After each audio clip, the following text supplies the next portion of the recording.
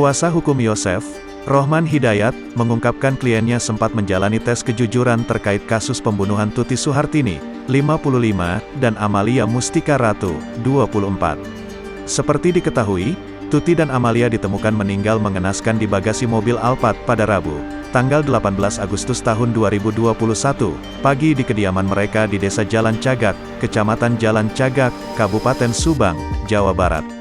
Namun, sudah 1 bulan lebih berlalu, pelaku pembunuhan ibu dan anak di Subang ini belum terungkap.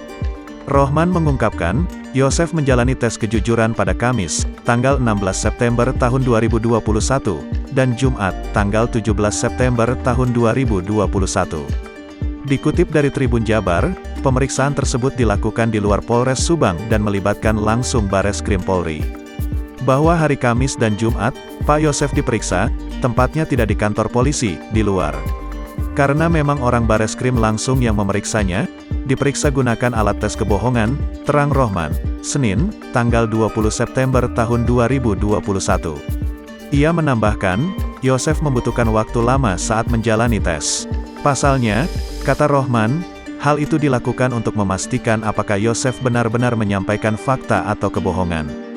Rohman mengungkapkan selama tes Yosef ditanya hal-hal mendasar terkait pembunuhan Tuti dan Amalia. Tak hanya Yosef, sang istri muda, Mimin, juga menjalani tes kejujuran dengan Bareskrim Polri. Namun, waktu dan tempat tes Mimin berbeda dari Yosef.